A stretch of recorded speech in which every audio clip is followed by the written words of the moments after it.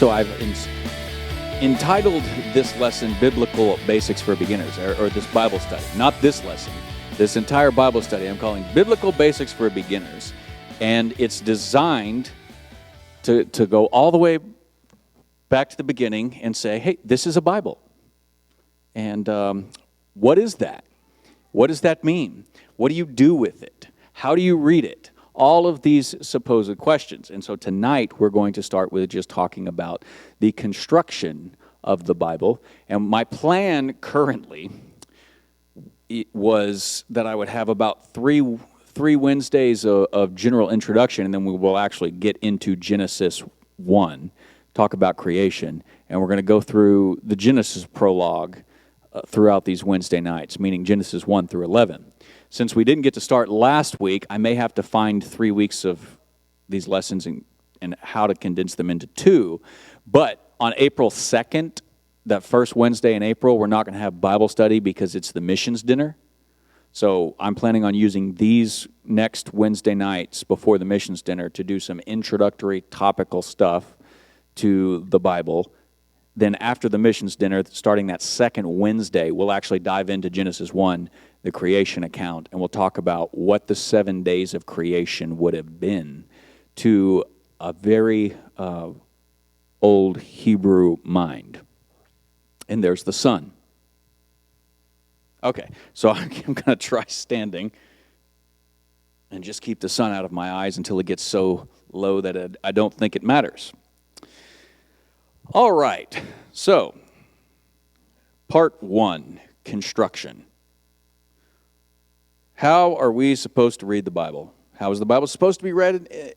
What is the Bible? How do we get the Bible and as we have it today? So my goal is for tonight and probably next week to work backwards through these questions. Really, how are we supposed to read the Bible is the general question we're going to try and answer. And there's more than one way to answer that question. But tonight we'll talk about what is the Bible and how do we get the Bible as we have it today. So let's talk about the original text. The original text would have been written on little sheets of papyrus that looked something like this. I like to give visual aids. That's the majestic benefit of PowerPoints. If they weren't papyrus exactly like this, there was something called vellum, which is like leather parchment in the ancient world. Although it was more expensive to make, it lasted longer. But it wasn't used everywhere. So papyrus was the more common one, but there was also the option that they wrote on parchment just known as vellum. It kind of depends on who's writing, when are they writing, where are they writing, and what they had access to. The fact of the matter is we don't typically know what the original writings would have been written on. Eventually, these separate little sheets would have been copied, collected, and written into scrolls that look something like this. So basically, around Jesus and the Apostles' day, they're here. Before the exile, they're not even there. They're just using scraps of whatever they've got for the most part. And you can see in these photos, if you got really close to it, you can see that each of these individual papyrus has actually been either glued or stitched together. And that's actually how they form the scrolls. You kind of have to look close in the seams, but I picked pictures where you can see the seams.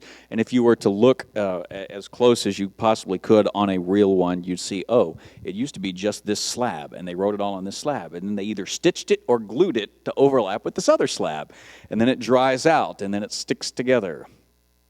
So much of where we get the Bible throughout time, when we're talking about the Bible, and depends on when you're living, and what text were, what books were. After the time of scrolls like this, eventually, around the 2nd to 4th century, so anywhere between like 100 to 300 AD, these scrolls are collected as individual scrolls, and they're copied and bound into these written forms called codexes or codices. And these took years to produce. A single scroll, depending on its length, may take a few months, but if you're going to do an entire Bible and bind it up into one book, it's going to take years. Now, I used to think that they'd have to copy these out by hand like every few years or something just to keep it from getting broken and torn up. But I was reading some research about a month ago now that these codices, these sheets that get bound after they're collected and stuff, that these could last for upwards of 350 years because they were taken really good care of. Now, because it takes so much time and money to produce these things, these are not everywhere. These are in your major cities and hubs, starting around like 100 AD. You're talking like maybe Antioch, maybe Alexandria, Rome, maybe one in all of Asia Minor. I mean, maybe one in Jerusalem, and that's the book. That's the Bible that everybody had. I think this, if I remember correctly, this is actually the Latin Vulgate. So this is a later one from like 700 AD. But if you look at this one over here, I think this is this was Vaticanus, if I remember, Codex Vaticanus, which is one of the oldest. But you can see by the guy standing there just how absolutely big this thing was. You couldn't carry it around. It was not an iPad. You're taking two hands to hold this thing. You're propping it open, and you're leaving it propped open in a workstation all week long as you come and go to it. It was not available to everybody. The scholars had it, and the scholars had to come, and they had to share it. This was not a Bible that was available to everyone always like we have it now. But you've gone from scrolls, which in some ways were more numerous, to codexes, which in some ways were less numerous but lasted longer, until you get to about 1436. Can anybody tell me what happened around 1436? What was invented? The printing press. Johannes Gutenberg creates the very first printing press, and the world is forever changed. Huzzah. So this is an approximation of what the first printing press looked like. And because of this, information could be distributed faster and further than ever before through the mass production of books, which is, I put in quotations because when we think of mass, we think of something on an assembly line that can be churned out 1,000 in an hour or something, as opposed to this that would go from, hey, it'll take you, at top speed, it'll take you a year to write out the entire Bible at top speed, and then you have one Bible. This one you can do, I don't know, 100 printings of a page a day or something, and so by the end of the year, you could have 100 Bibles. You know, that's mass production around the 1400s. Because you didn't have to write it all down by hand, you could actually use a machine until the advent of the internet age. This is the only technological marvel that we have that has surpassed Johannes Gutenberg's printing press today. So this is the internet. They threw it out the window. They caused that big fight. I'm glad somebody gets the reference. You guys have seen the IT crowd? Okay. This gen is the internet. For those of you who are IT nerds like Jared, you should watch it and get the joke. So this is them confusing that woman who knows nothing about IT but runs their department, that this is the actual internet. Now we're in the age of we're in the digital age. So we get all this information and we take it for granted. But it's important when we talk about the Bible to stop and actually look at, wait a second, Jesus didn't have his own Bible. Paul, Peter, they did not have their own copies of scrolls.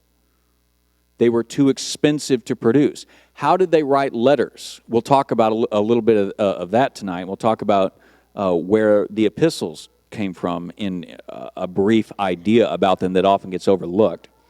But, you know, you were lucky if your synagogue had a complete set of scrolls in Jesus's day.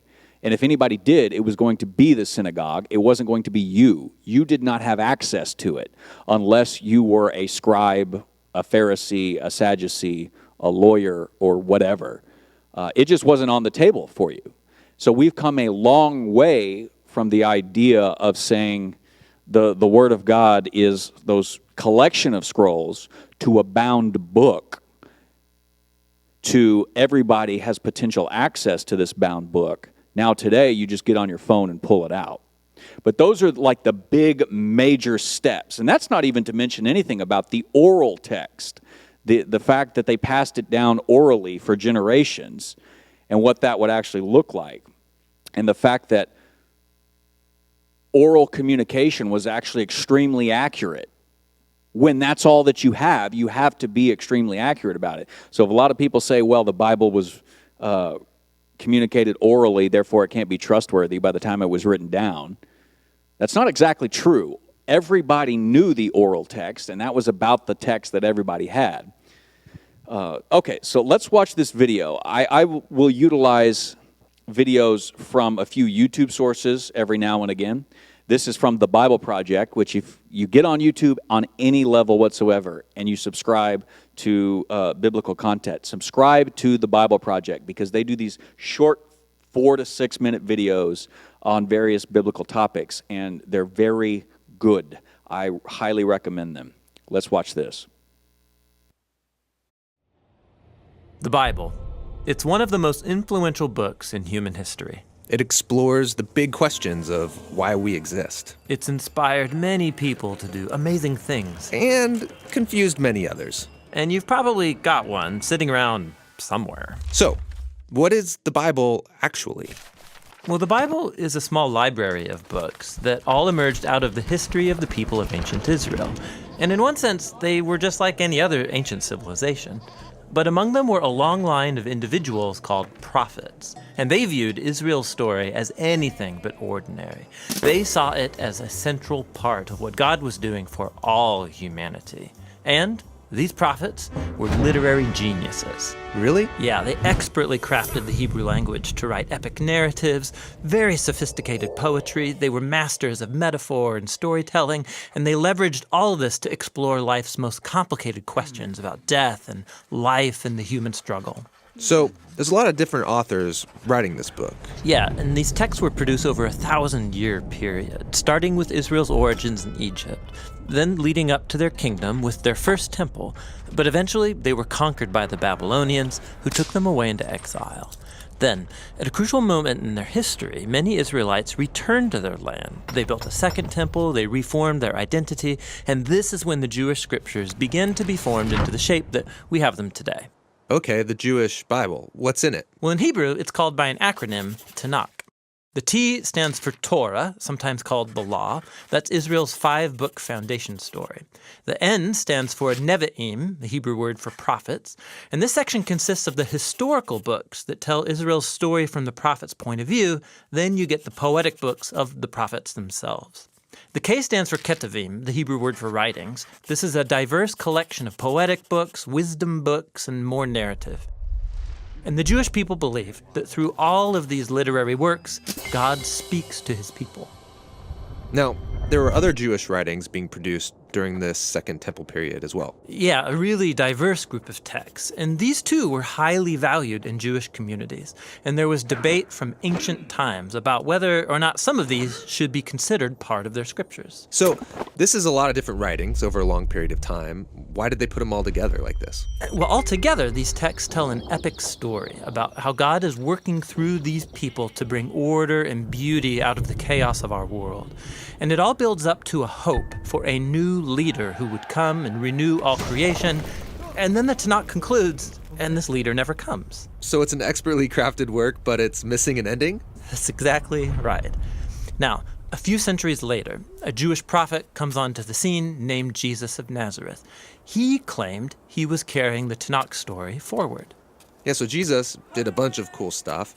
was killed, but his followers claimed he was alive from the dead. Yeah, they said that Jesus was that long-awaited leader who would restore the world. And so his earliest followers, called apostles, they composed new literary works about the story of Jesus. They called these Good News, or the Gospel. They formed an account called Acts about the spread of the Jesus movement outside of Israel. And then they circulated letters to different Jesus communities all around the ancient world. And they saw these writings as part of the scripture. Yeah, the apostles wrote all of this as the fulfillment of that epic story found in the Tanakh. And they were continuing the literary genius of the Jewish tradition. They also believed that God was speaking to his people through these texts alongside the scriptures of Israel. So that's the Old and New Testament. But what did the early Christians think of the other Second Temple literature? Well, different groups had different views about some of these books, but we know they read them and valued these texts because they passed them along with the Jewish scriptures. Okay, so we've got the Tanakh, the Jewish scriptures. We got these other Second Temple period works. Then the writing of the apostles about Jesus. And that's a lot of literature, so what's in my Bible? So the Christian movement has taken different forms over 2,000 years, and from the beginning, all Christians recognized the Tanakh and the New Testament as scripture. And for centuries, much of the Second Temple literature was read as part of the biblical tradition. The Catholic Church eventually made it official and called some of the books from this collection the Deuterocanonical books. Some Orthodox churches used even more books from this Second Temple literature. And then in the 1500s, during the Reformation, Protestant Christians wanted to go back to the oldest writings of the prophets and apostles, so they accepted only the Old and New Testaments. Okay, I think I got it. But how does a collection of books produced over 1,000 years by all these different authors tell one unified story? Yeah, that's the question we'll address in our next video. Well, we're not going to watch that next video, so we'll just talk about this much. And next week, we'll talk more about those Deuterocanonical books and why we don't have them in here. So, what does the word Bible mean?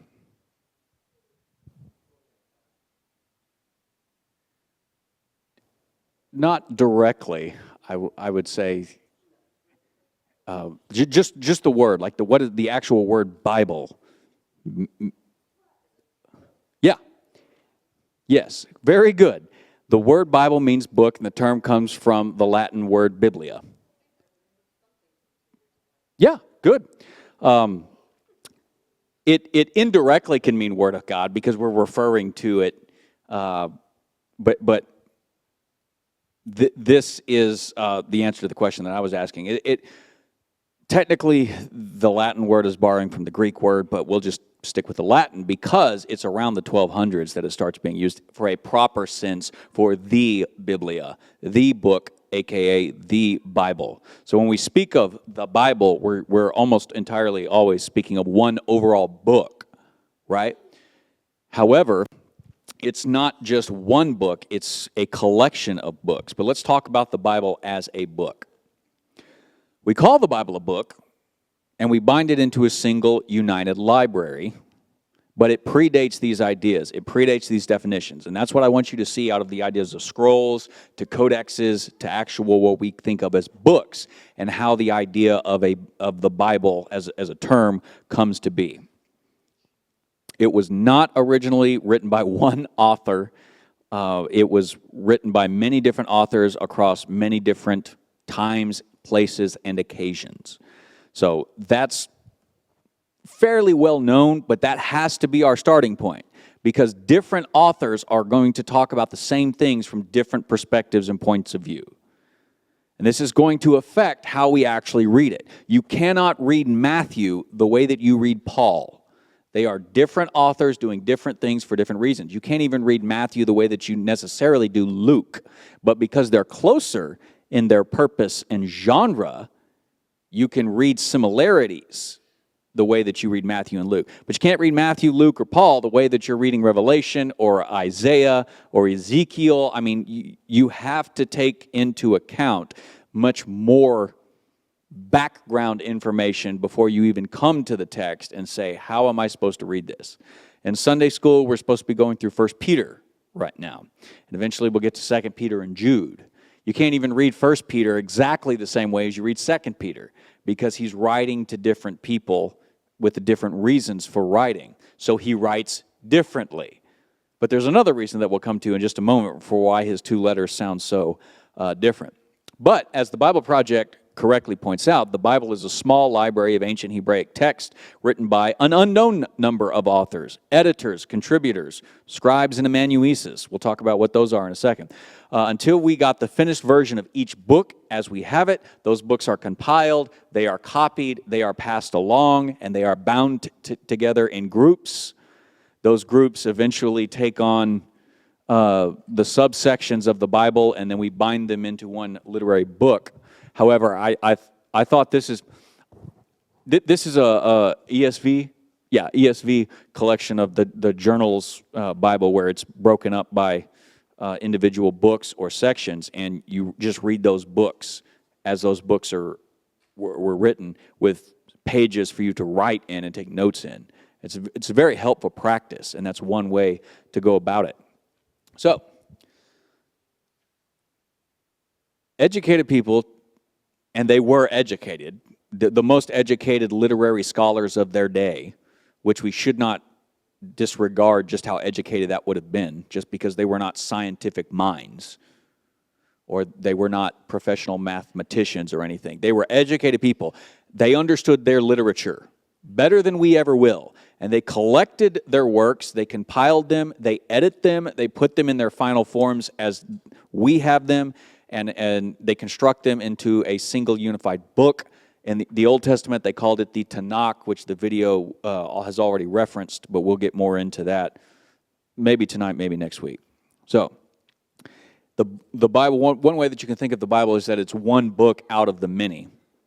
You know, what is the American phrase that's printed on money? E pluribus unum. Out of the many, one. And you could think of the Bible, if you prefer Latin, which I do not, over Greek or Hebrew or something, you could think of that just like they print on the money, the Bible is one book out of the many. It was written by prophets or prophetic voices who wrote about God, what God was doing in the world through his people Israel, and later on through the church. And the biblical writers were the literary experts of their time. And this is what I'm going to help you eventually work through. Don't read the Bible literally, read the Bible literarily. It has literary context to everything that it's doing and saying. And most of the mistakes that people make in reading the Bible is that they force it to be literal without taking into consideration and understanding what the writer was doing on a literary level. Maybe the writer is not thinking literally. Maybe he's just writing out an extended metaphor. And can you argue for that and make that point of view? Or does it have to be literal? And if you force the Bible to be literal, you are going to come to all sorts of misunderstandings and therefore misapplications. You're going to force the Bible to do all sorts of things it was not intended to do and say things it was not intended to do. So if you want to be a good reader of the Bible and a good follower of the God of the Bible, you need to get better at literature and history, those two main fields, because the authors were literary experts. They were Hebrew people communicating to other Hebrew people about Hebrew ideas in Hebrew. They get some Aramaic there in and after the exile, and of course the New Testament authors used Greek. Specifically, they used Koine Greek, common Greek. It's the Greek that Homer created for the Iliad and the Odyssey. It's the poetic Greek. It's not the high Greek that the civil servants would use or anything. It's like the low common Greek for the everyday person. It's still annoying, and I don't like it. Because Greek will break every rule that it sets up for itself. So, the one book out of the many is written by all sorts of different writers. They wrote for different reasons. They use genre, and the Bible has basically every genre known to man as part of the collected works of the Bible. It's got story, narrative, all of that. It's got law, history, songs, satire. Can you guess what biblical book is satire? This is a good example of what I'm saying here. The book of Jonah is not a book of history. It is 750 words in Hebrew. And after verse 1, there is not one historical verse in it. The author actively takes out a lot of known historical data about the historical Jonah because he's not writing history. Jonah is a satire. Because people force literal interpretations of it, they don't get the joke the author is telling you. Hey, the sailors are more righteous than Jonah, and they've been worshiping pagans their entire life. Jonah, the monotheist, doesn't do anything right on that boat. Hey, he gets to Nineveh, and Nineveh immediately repents. And they do everything right in chapter 3, and Jonah responds to it by complaining in chapter 4. And God has to lead him on that lessonary path. And the entire book of Jonah is about chapter 4, and usually we get to Nineveh is saved, hooray, end of story, and we don't read that piece of literature the way the author is writing it. Monotheistic Judaism does not make you righteous. If you cannot love God's enemies, I don't care if you worship God or not, you're not living up to what it means to worship Yahweh. Jonah is the character that helps him make that point. So he rips that character from 1 Kings 14? No, 14's the verse. Maybe it's 14. He rips him out of 2 Kings. The only other place he's mentioned in the Bible, and he constructs this entire satirical narrative around it. It doesn't actually matter if Jonah ever went to Nineveh or not. That is an irrelevant point because the point isn't history. Even though Jonah is in the prophetic book, it's not exactly a book like the rest of the prophets. And if you're just reading the prophets and you get to Jonah, you're like, why does it sound so different? I was just in Joel and before this, and Joel sounds much different than Jonah. What's up with that?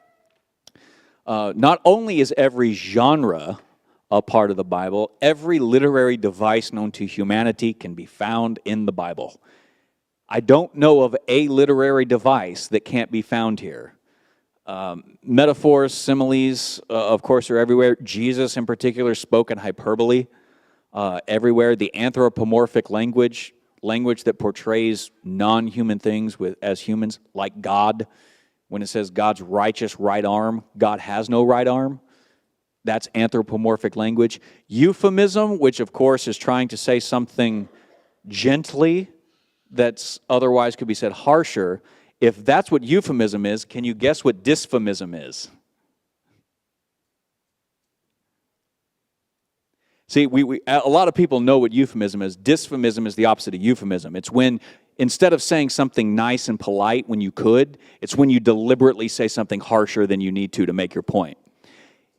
Ezekiel does this better than anybody. I mean, it's all over the prophets. The prophets just rebuke, because that's their job. And so they employ dysphemism. But Ezekiel's like, when he's leading up to the exile, and he says, the exile is going to happen any minute now. Jerusalem's going to be destroyed. He stops pulling his punches, if the prophets ever were pulling their punches before him.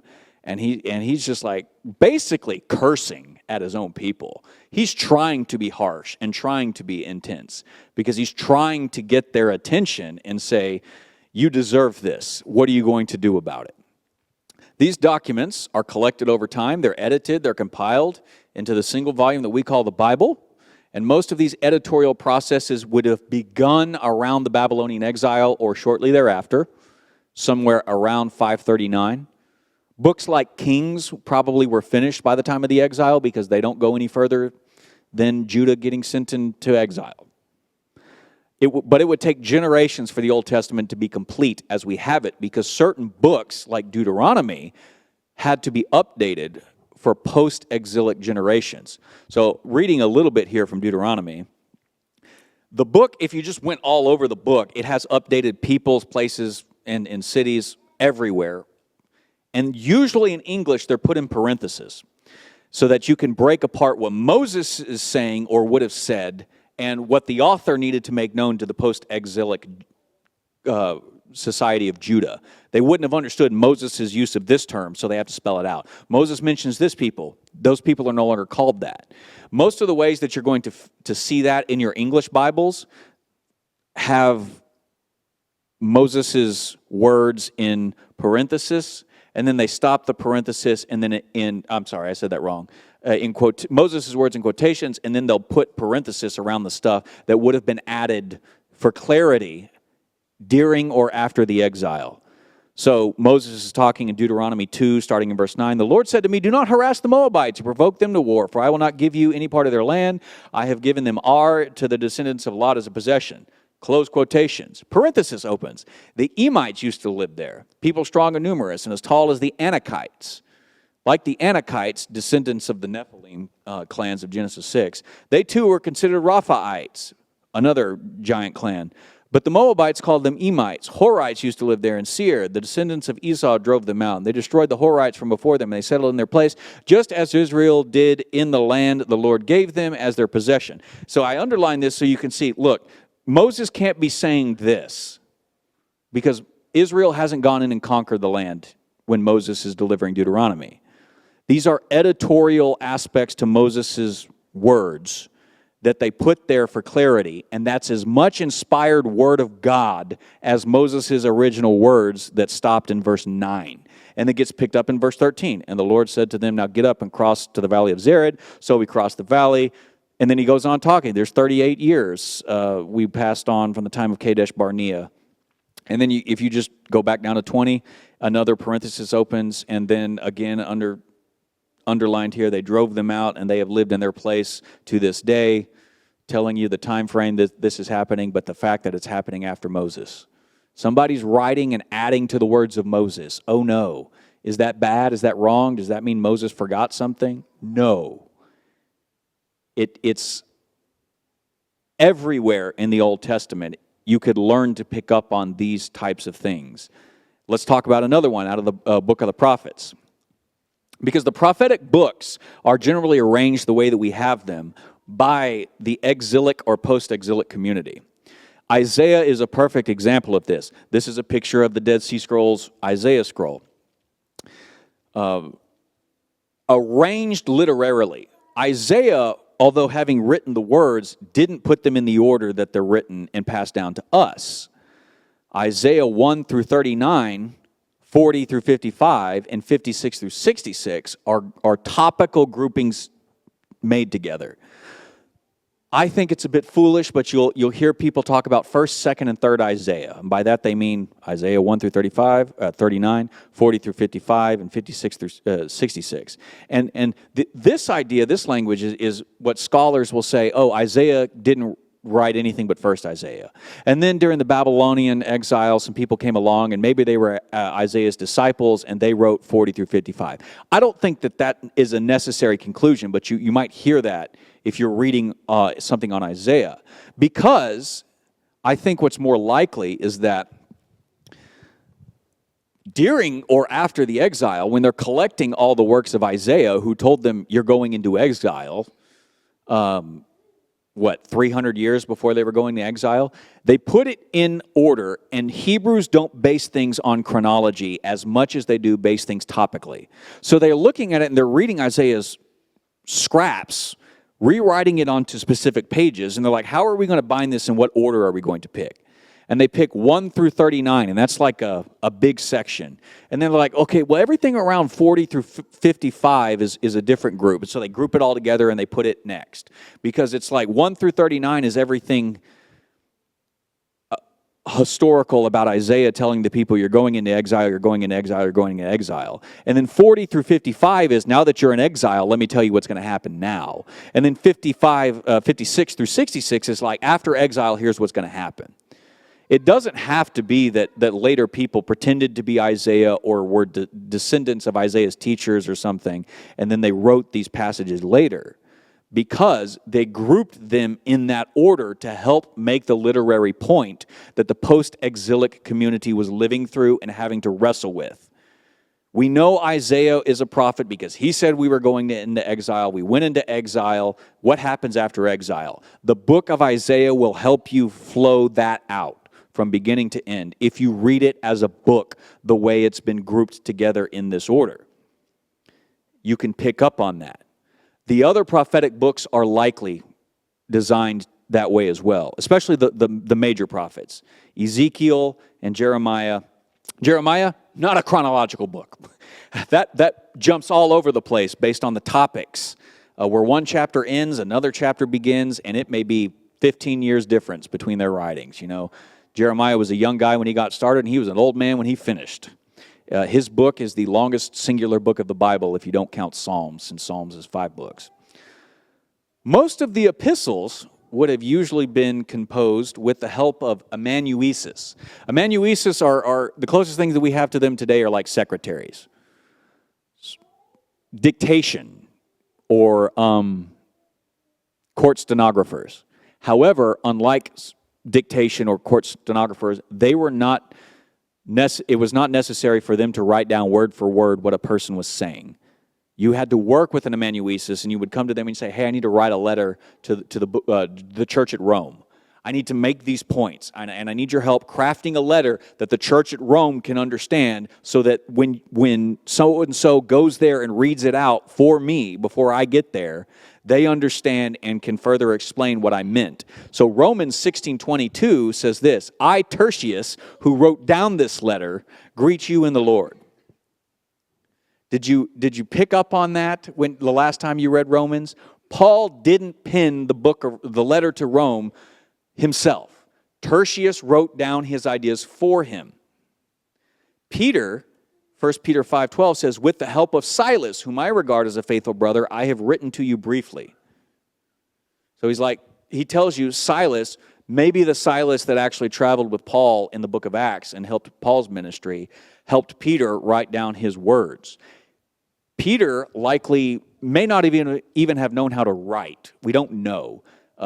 Jewish fishermen, once you learned to read so that you could read Torah, you could read the Old Testament. Once you were done with those classes at the age of 13, you pretty much never went to class again.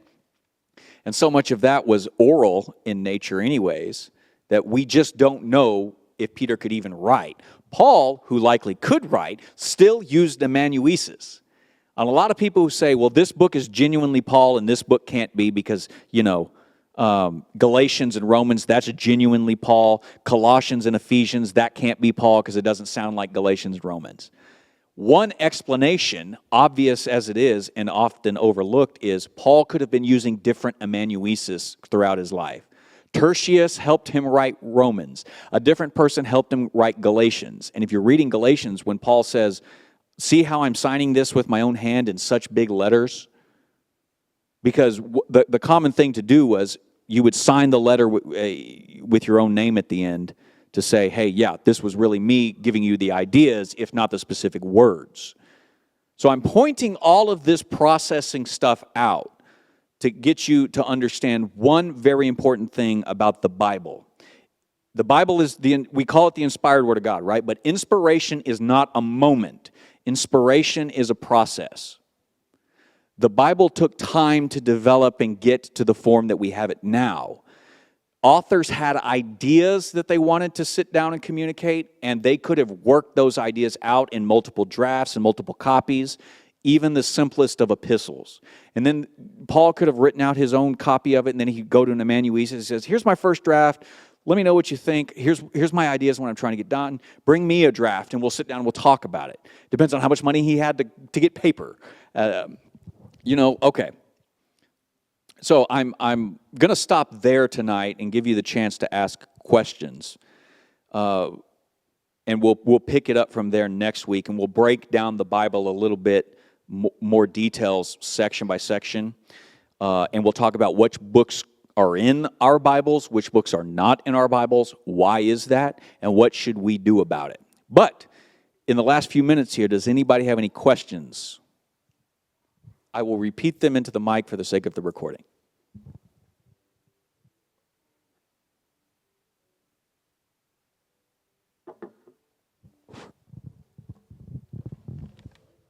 Silly question. I love it. Go.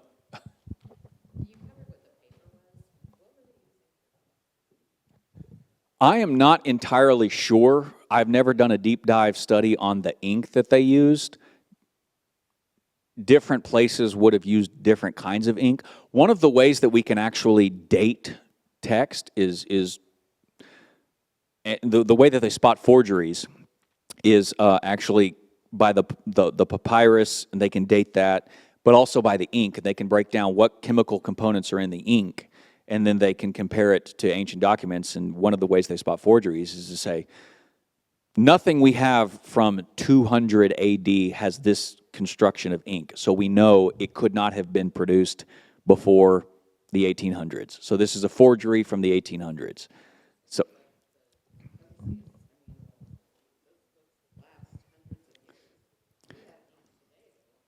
yeah, and part of this helps you understand how seriously they took the Bible, because if you only had one copy of it and you had to keep up with it, you were going to limit who had access to it. You were going to do everything that you could to protect it from beginning to end. So one of the reasons it survived as long as they did is because they took it so seriously. And one of the reasons why we have so many manuscripts that we can compare the Bible to is because of the seriousness with which they took it. One of the problems is because we have such easy access to it, we don't take the Bible that seriously. We don't keep up with it. We don't read it. And there were people all over the world who would be desperate to get one page of the Bible in their language, in their land. And we just shrug it off like, whatever, I can go on BibleGateway.com and get 30 with the click of a button. The ink, I just don't know much about. Soot. And see, I didn't know that. I mean, it was designed to last, especially because it was expensive to make. That was one problem, although probably not as expensive as I used to think. But also, you needed it to last because you couldn't just reprint something. That's part of the problem of our culture's thinking. Things are designed to break these days. Your refrigerator's shelf life is not 30 years anymore. Your refrigerator's shelf life is like 5 to 7. I mean, if 7, you've got all the money you're going to get out of your refrigerator. They make things to break. Before the 20th century, before the middle of the 20th century, things were made to last. And these texts, like the Dead Sea Scrolls, were made to last. So, they developed writing and ink and stuff. Before that, before they even had ink, what did they write stuff on? Clay tablets, stones, and they had these stelas that were designed to make it through, and if they broke, then recollect the pieces and reforge another one. You know, the older something was in the ancient world, the more valuable it was. Now, the new thing is the novelty thing, and we want the new thing, and we always want the new thing. It was the reverse in Jesus' day. That's one of the things that made Jesus a threat. His teachings was perceived as new against the ancient wisdom of Moses, and he had to make the argument that it wasn't. It was the fulfillment of Moses. They killed him for it. What if we went around killing everybody who brought a new invention? We never had the Bible because the printing press would never have been made. The internet would never have been past the initial stages. Anything else?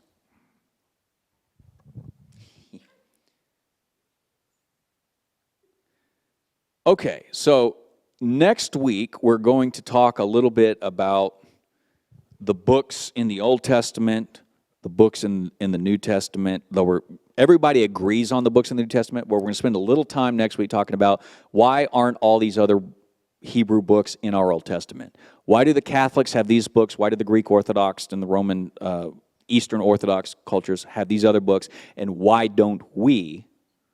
And what does that mean for us as Protestants?